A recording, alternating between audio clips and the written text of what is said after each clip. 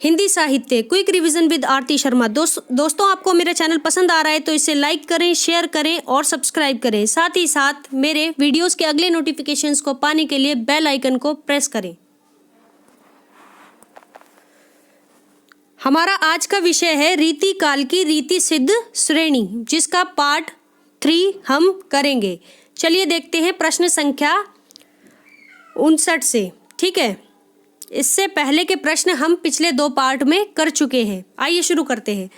सुजान चरित प्रबंध काव्य में किसकी वीरता का वर्णन है? तो दोस्तों राजा सूरजमल की वीरता का वर्णन है सुजान चरित प्रबंध काव्य में। और देखो ये यहाँ पर एक प्रश्न और बन रहा है कि सुजान चरित कैसा काव्य है? तो ये एक प्रबंध काव्य है। ठीक है, और किसकी वीरता का वर्णन है इसमें सुजान चरित में? तो राजा सूरजमल की वीरता का वर्णन है। ठीक है, प्रश्न संख्या 60 श्री हरिजी की रचना का क्या नाम है? तो दोस्तों राधा सुधा शतक श्री हरिजी की रचना का नाम है। ठीक है, ध्यान रखिए। अगला प्रश्न है 61, किस कवि की नीति कुंडलियां गांव-गांव में प्रसिद्ध है? तो दोस्तों कवि गिरधर कवि राय की कुंडलियां, कौन सी कुंडलियां? नीति कुंडलियां गांव-गांव में प्रसिद्ध हैं। ठीक है, कवि का नाम याद रखिए, कवि गिरधर कवि राय। ठीक है, तो नीति कुंडलियां गांव-गांव में इनकी प्रसिद्ध है। मोस्ट इंपॉर्टेंट क्वेश्चन है दोस्तों। ठीक है, प्रश्न संख्या 62 ध्यान दीजिए। आचार्य रामचंद्र शुक्ल ने हिंदी का प्रथम नाटक किस रीतिकालीन कवि द्वारा रचित माना है? तो दोस्तों आचार्य रामचंद्र शुक्ल ने कवि विश्वनाथ सिंह द्वारा हिंदी का याद रखिए, हिंदी भाषा की बात हो रही है, तो हिंदी का प्रथम नाटक माना है। ठीक है, आचार्य रामचंद्र शुक्ल ने। ठीक, याद रखिए। प्रश्न संख्या 63 कवि रस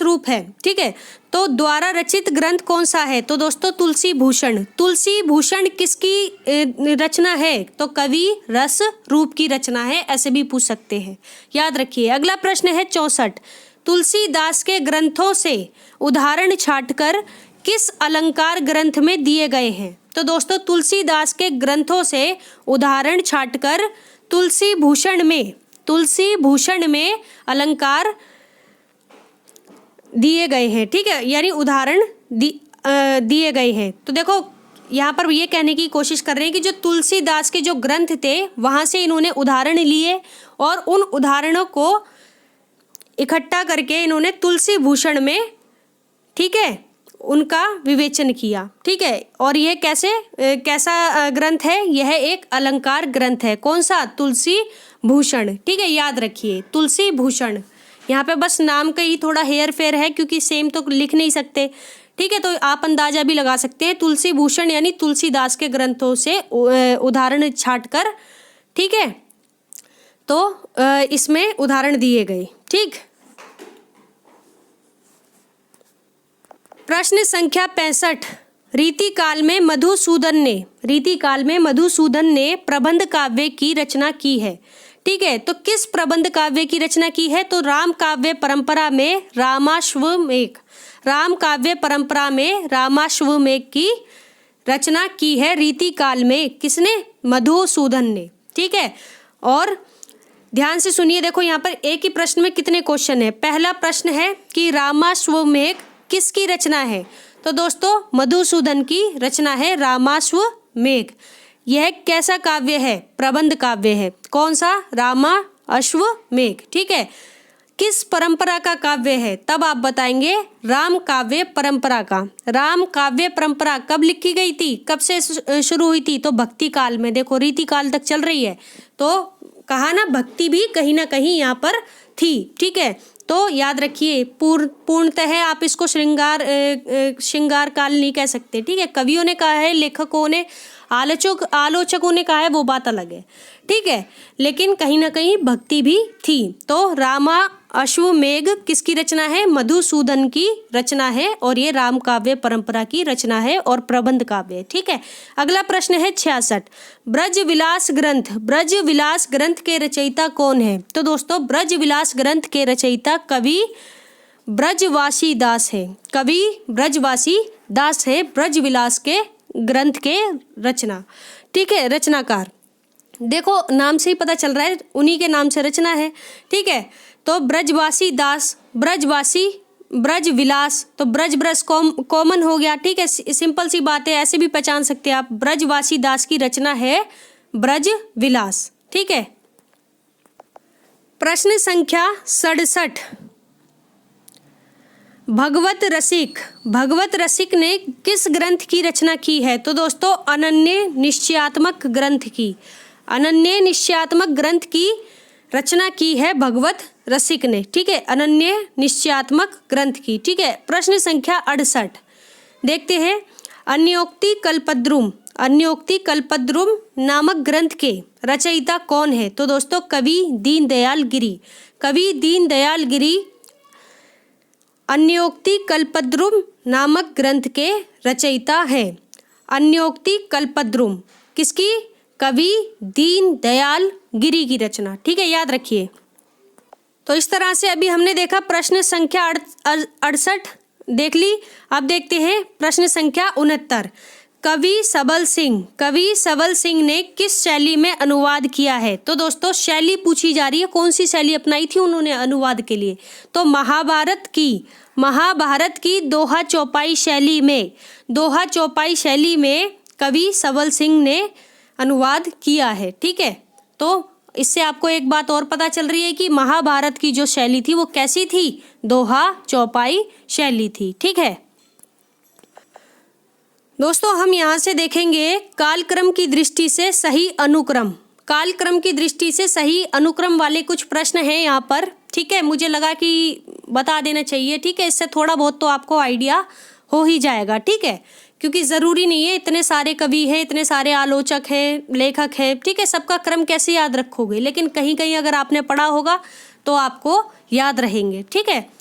बाकी मेरे वीडियोस में भी वैसे जहाँ तक है क्रमबद्धता बनी हुई है, लेकिन अगर मेरी तरफ से कोई गलती हुई हो तो आप अपनी तरफ से भी थोड़ी सी मेहनत कर लीजिए, ठीक है। देखते हैं प्रश्न संख्या 70,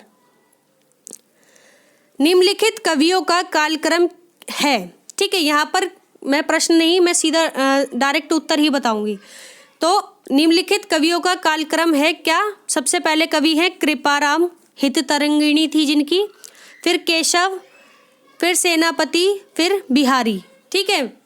ध्यान से सुनिए, मेरे वीडियो में पहले बिहारी कराए हैं मैंने, फिर सेनापति कराए हैं, लेकिन अगर कालक्रम की बात आएगी तो कृपाराम, केशव, सेनापति, फिर बिहारी, ठीक है, ये इनका कालक्रम है। अगला प्रश्न देखते हैं, प्रश्न संख्या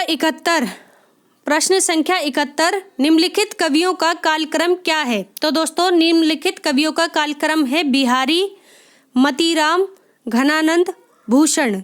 बिहारी, मतीराम, घनानंद, भूषण। पिछले प्रश्न में आपने गौर किया हो तो वो एक ही श्रेणी के कवि थे, रीति सिद्ध के, लेकिन यहाँ पर आप देखेंगे अलग अलग श्रेणी के कवियों की चर्चा हो रही है, ठीक है। तो देखिए आपसे किसी भी तरह से कालक्रम पूछा जा सकता है, ठीक है, तो ध्यान रखिए इस चीज़ को। तो आपको पता होना चाहिए कि कौन सा कवि किस श्रेणी का है, तो ये आपके लिए मददगार साबित होगा। तो बिहारी, मतीराम, घनानंद, फिर भूषण, ठीक है, इस तरह से आप याद रखिए।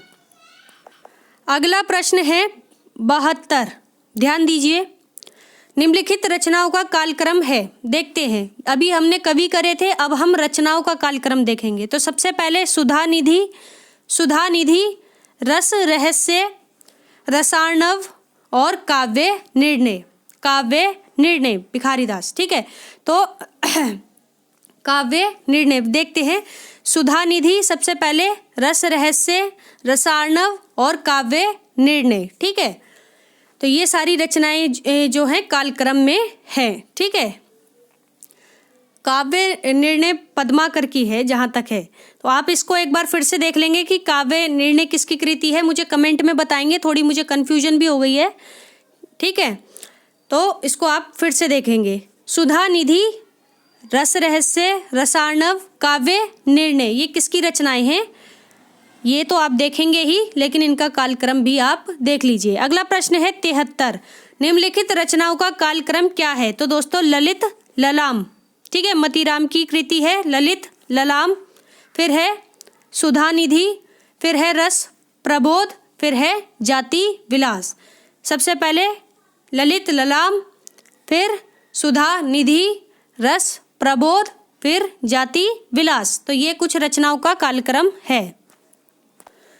तो इस तरह से दोस्तों अभी हमने देखा प्रश्न 73, अब हम देखेंगे प्रश्न 74, निम्नलिखित कवियों का कालक्रम क्या है? तो कवियों का कालक्रम देखते हैं। सबसे पहले रहीम, फिर देव, फिर पद्माकर और फिर प्रताप शाही।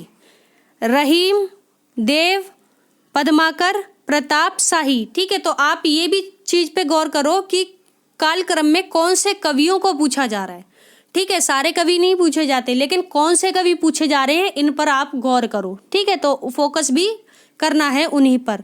ऐसे ही चीज़ें पूछ ली जाती हैं और इनसे हमें पता चलता है कि इम्पोर्टेंट क्या है और हमें क्या पढ़ना है, ठीक है। अगला प्रश्न देखते हैं,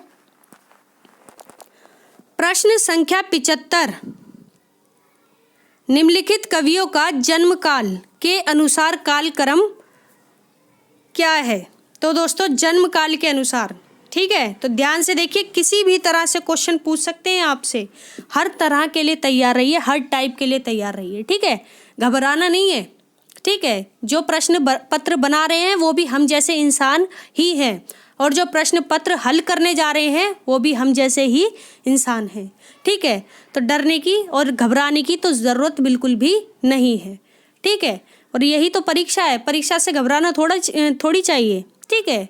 एक बार हारेंगे, 2 बार हारेंगे, 3 बार हारेंगे, लेकिन मेरा मानना है कि आप जितनी बार अगर परीक्षाओं में फेल होते हैं, आप उतनी बार नए तरीके से सीखने की कोशिश करते हैं, और इसी प्रक्रिया में आपका जो है बेस यानी आधार जो है सीखने का, वो आपका तैयार होता जाता है। तो दोस्तों आप अगर एग्जाम्स में किसी भी वजह से रह रहे हैं तो आप इसको मतलब नकारात्मक रूप से ना लीजिए, आप इसको सकारात्मक मानिए, ठीक है।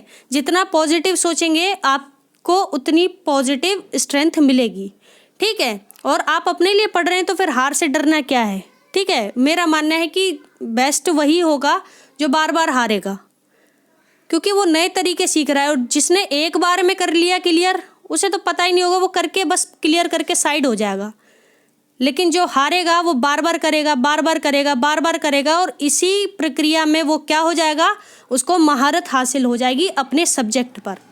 फिर चाहे पेपर में पूछो, चाहे पेपर के बाहर पूछ ले उससे अपने साहित्य से रिलेटेड कोई प्रश्न, तो वो कभी भी मात नहीं खा सकता, और यही उस विद्यार्थी की खासियत रहेगी, ठीक है। तो दोस्तों देखते हैं 75वां प्रश्न, निम्नलिखित कवियों का जन्मकाल के अनुसार कालक्रम क्या है? तो देखते हैं रहीम, फिर घनानंद, फिर रसलीन और अंत में ठाकुर।